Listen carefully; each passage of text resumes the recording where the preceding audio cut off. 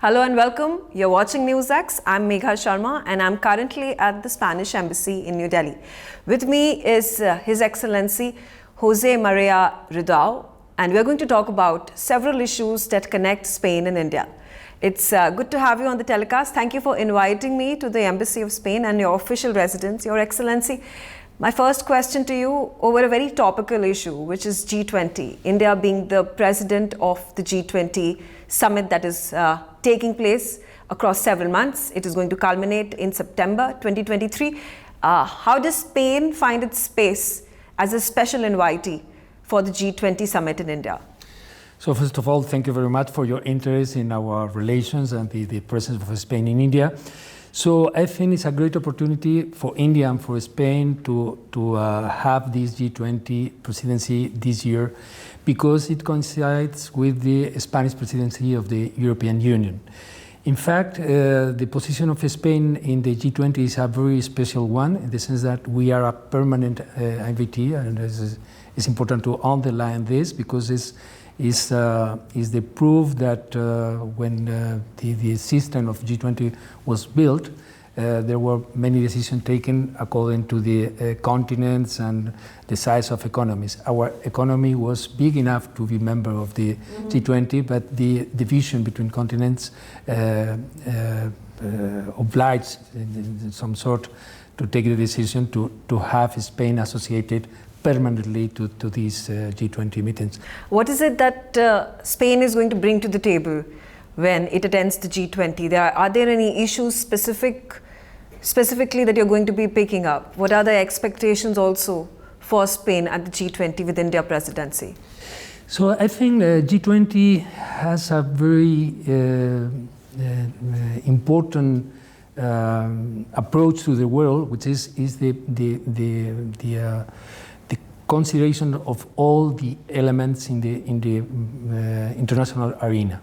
So we are very happy to be present in any group of the G20, in the sense that, of course, we have priorities as a country, green energy or infrastructure, or thinking about the more political issues, the rule of law, of gender equality and others. But the main value of the G20 is this holistic approach, and we are very happy to be present in all the meetings, in all the items of the agenda, and of course we share a lot of values and positions with many countries and also with India. So it's not a question of priorities in this concrete period, it's a question of pushing ahead the world in this particular moment. It's interesting the way the world is moving in terms of the Ukraine-Russia war that is taking place. India has always kept a neutral stance. At the G20 Indonesia summit that had taken place, again it was the Ukraine-Russia war that had been an all-encompassing presence, despite other issues that had taken precedence with regards to the countries meeting up. What has Spain's stance been in terms of the war that is taking place in East Europe? Yeah, it's important to make a difference. Ukraine war is not an European war, it's a war in Europe. And the influence of this war is throughout the world. Everyone is influenced by this war. The second issue we have to take into account is not to try to conceal the blame, or the concrete blame of the war. Of course, we can try to find a solution, and I think we are all engaged in the idea of having a solution and not to lose life and have these awful distractions. But at the end, there is a question which must be solved, which is the relation between two principles. The first principle is sovereignty, territorial integrity, and we are in favor of these principles. And there is another principle, which is zones of influence. So when Russia decided against the law, against the international order to enter in Ukraine, it was because he was thinking, President Putin was thinking in terms of zone of influence. And the cost of this idea It's not only in terms of life, which is the most serious result. It's not only in terms of destruction. It's also in terms that we have to reaffirm together this other principle, which is countries are sovereign. Countries has the right to the integral territorial integrity, and I think in this field nobody is neutral, even if some friends and have decided to abstain in very sensitive votes in UN. Okay. So I think we have to underline this, that we are in favor of the main rules for the international order. Okay. How dependent has Spain been when it comes to oil and gas import? There have been several nations in the European Union that have been heavily impacted with the sanctions that have been imposed on Russia. Primarily Germany that has been bearing the brunt of it. Is there also a need to build alternative supply chains in wake of this logjam that Europe faces, and also what's the perspective Spain and the government of Spain has taken in building these alternative supply chains? Yeah, it's a very paradoxical situation because Spain was not dependent at all of the Russian gas or Russian energy. We had our markets all in other places. So, and we, during a long period of time, we decided to contribute with our European friends and colleagues and member states of the European Union to afford the gas and the energy coming from other countries. That's why when this war started and the prices were so high, Spain was, the European Union accepted to have in Spain and in Portugal the Iberian exception. So we don't fix our price of electricity, for instance, according to the price of Russian gas. So this is the exception, because we don't participate of this market. So we are looking for our energy in other places. So it's a very paradoxical situation. We have this exception for Portugal and Spain in terms of prices and markets. But at the same time, Spain has reaffirmed in any moment the disponibility of contributing with our colleagues in the European Union to have a solution for this question of energy and not to be dependent of other countries as Russia. On the sidelines of the G20, when the Prime Minister of Spain visits India, what are the very important issues that could be held in bilateral with Prime Minister Narendra Modi? You said renewable energy, green energy, sustainable environment are key focus for people across the globe, countries across the globe. What are the key factors that Spain is going to touch upon, or your head of state is going to touch upon with the Prime Minister? It's very difficult to decide in this moment because international life is it's changing so much that it's very difficult to know what will be the main issues in September. But in any case, in general terms, we can say that Spain is very interested, of course, in infrastructure, in green energy, and also in defense industry. I think it's important to underline these three elements, because particularly the defense industry, because it's a very silent relation between countries. But we would like to make it very clear and to speak frankly about this, because it's not only a commercial issue for us. It's also our contribution to the stability in this region. Spain is a small country compared to India, but being a small country, we are the 15th economy in the world. So you can imagine that our capacity of innovation, our ingenuity in creating new tools, new elements is very important, because if not, it's not possible to be the 15th economy with only 40 million of people. Yeah. So being a small country and being here in this part of the world, which is the center in the sense of the tensions increasing in this part of the world, are the most important in the next future. A country as Spain having the possibility of giving to our friends the possibility of defend themselves without another alignments. I mean, you can buy from us whatever you need, and at the same time is not to make a political declaration. Okay. So our size doesn't affect the balance of power of in this part of the globe. Okay. Spain has also been the 7th largest investor when it comes to Indian trade. What are these areas or arenas that can be further honed for both countries to build more trade? We already know there are a lot of companies that have set up base in Spain from India, particularly the IT sector. We look at TCS, we look at Wipro. And when it comes to Spain, I think the bigger brands that one is reminded of is Zara and Mango.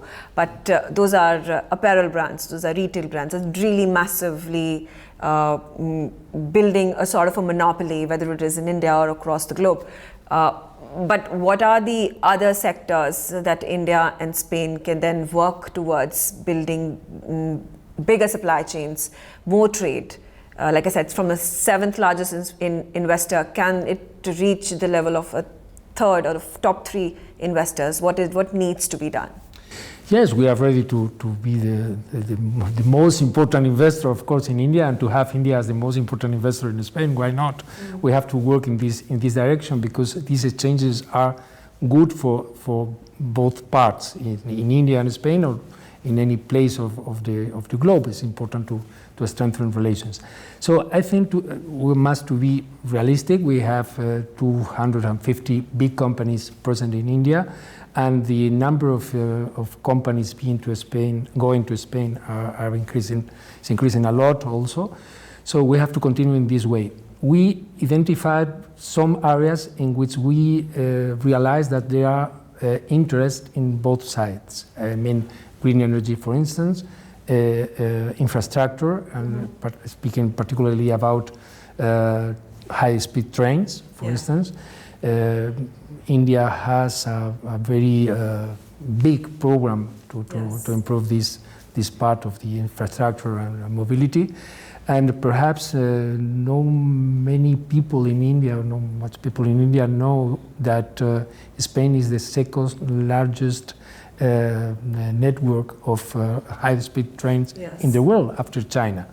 And our technology is one of the best in the world. We have exported high-speed trains to many parts to many countries. So we will be ready, of course, if these companies, which are private companies, of course it depends on them, but we will be very happy to facilitate the possibility of being present in India, and also to have Indians knowing about this technology we have. So infrastructures, I told you, these exchanges in agriculture also, we saw that they are important, and we are ready to continue. And defense industry, we have some programs like this program of Airbus Spain, which is important because our offer to the Indian government is always related to the transfer of technology. We insist a lot in the transfer of technology, not only because it's good for you and it's also good for us, but because we think that we have to seek between our two countries some sort of complementarity in order to be very schematic. You have a huge population and you are the 5th economy in the world. We have a very tiny population and we are the 15th economy in the world.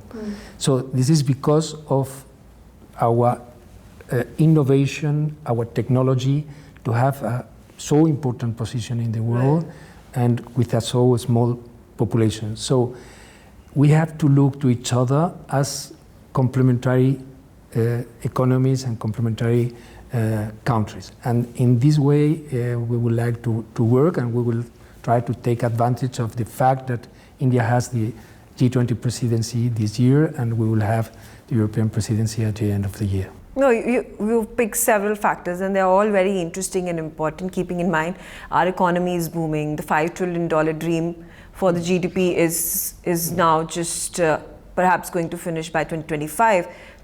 We had aimed for it by 2030, but that year has been advanced. Like you said, the most populous country in the world, which has surpassed China.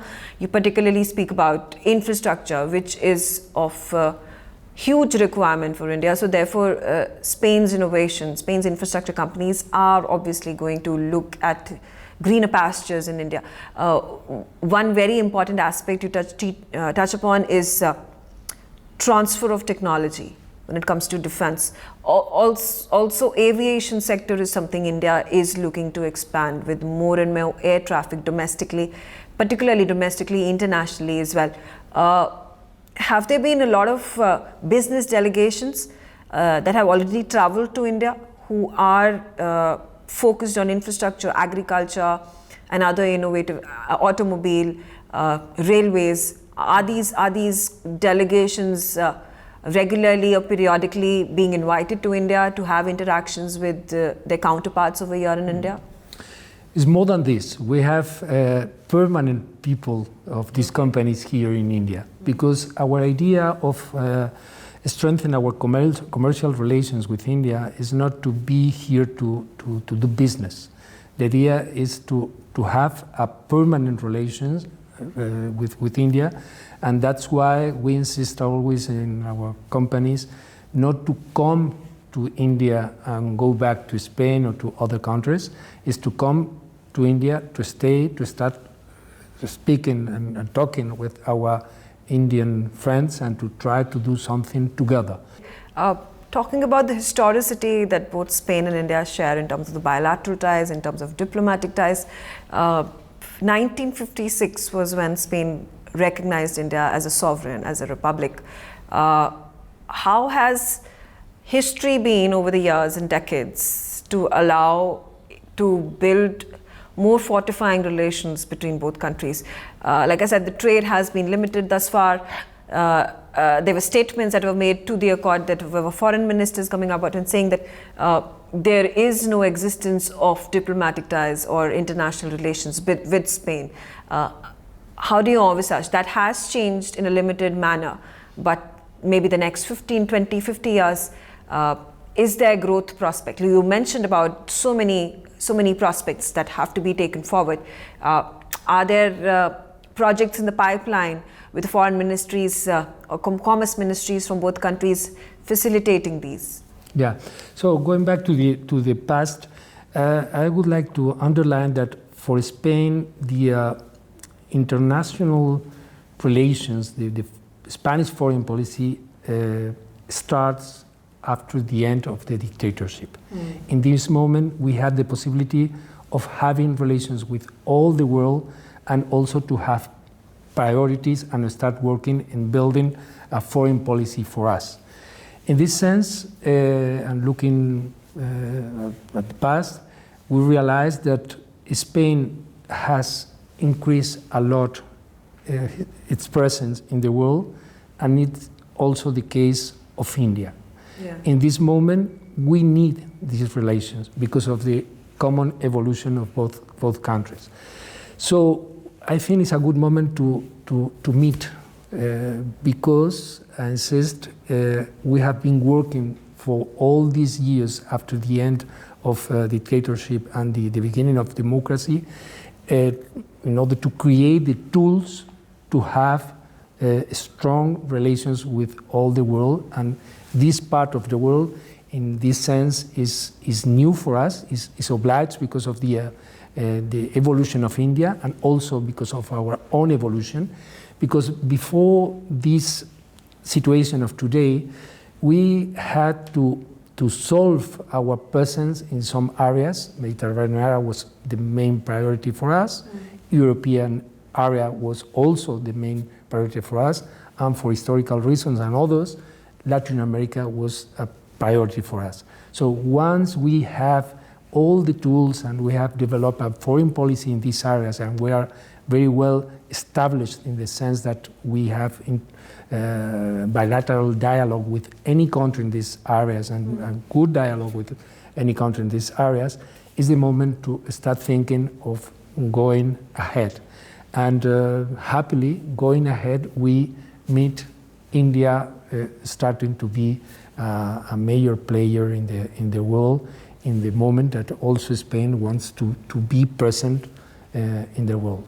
You know, there's also a historical connect between India and Spain, because when the Civil War broke out in the 1930s in your country, there was a lot of inspiration that was drawn from our then Prime Minister, and he was the Congress head, Pandit Nehru, to very celebrated writer and philosopher Rabindranath Tagore, talking about and quoting, because we were also struggling to fight for our independence, and that's where the two countries perhaps came together, not physically, not diplomatically, but again, reference is being taken as to the civil war and how India's independence, or a civil or a freedom struggle that had continued and especially gained momentum in the 1930s, 1920s because of all these international events taking place, and particularly in Spain. So that's also a reference point that that draws both the countries together in terms of the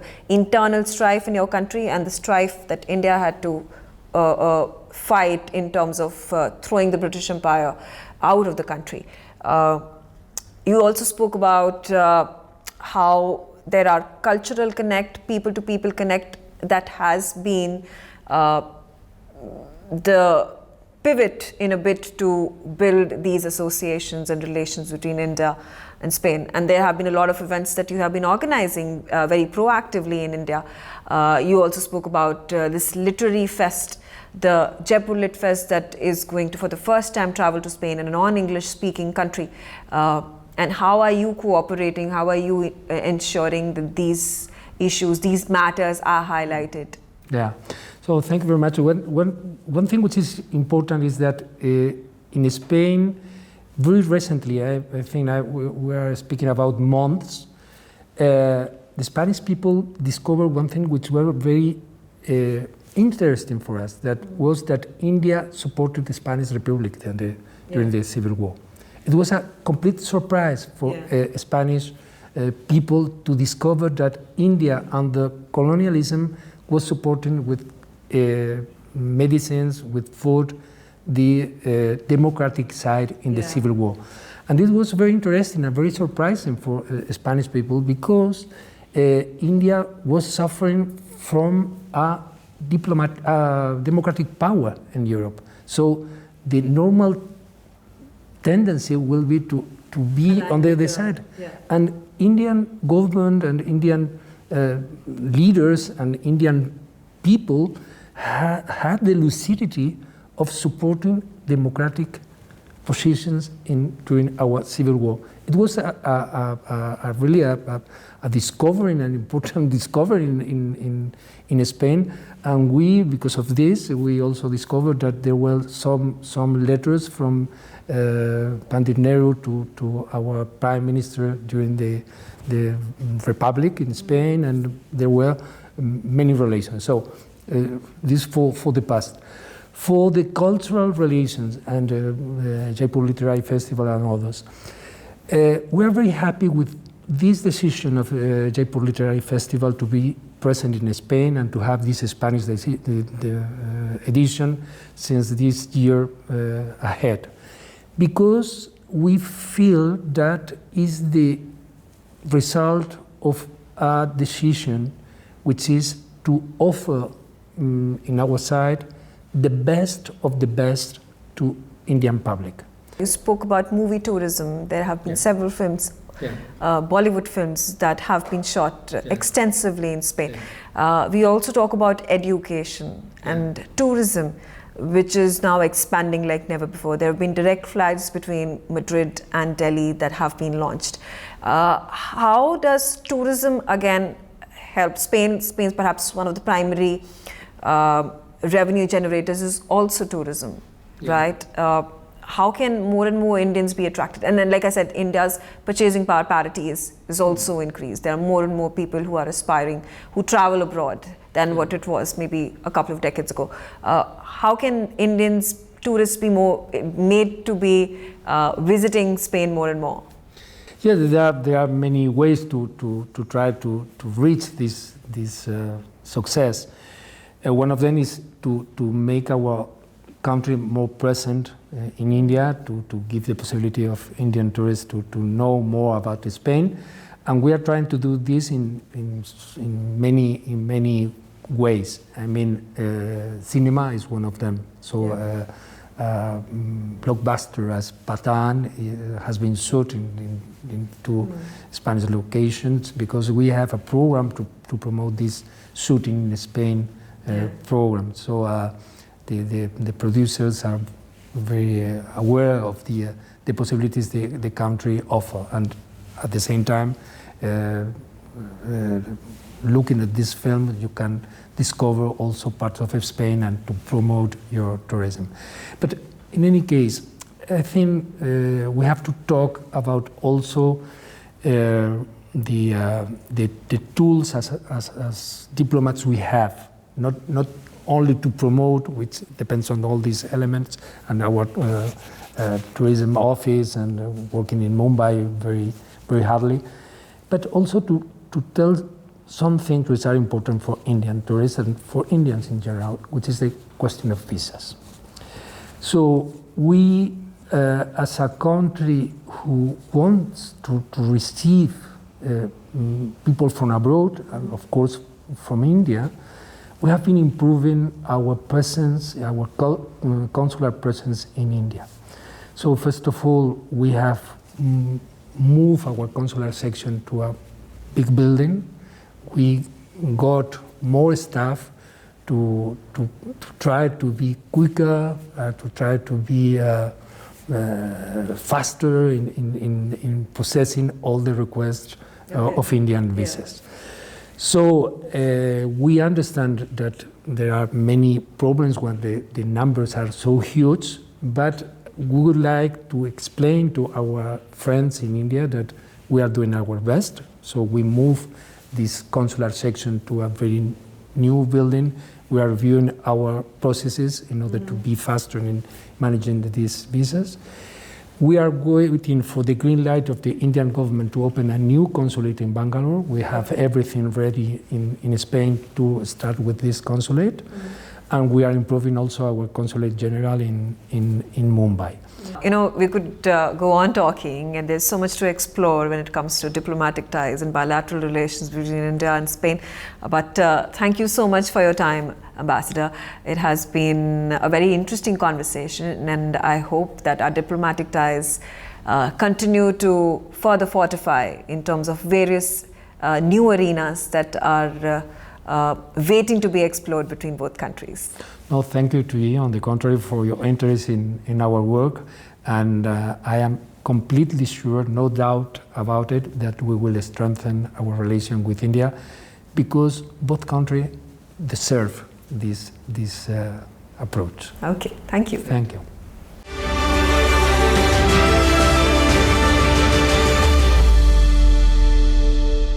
For more such videos, subscribe to the NewsX YouTube channel, hit the bell icon.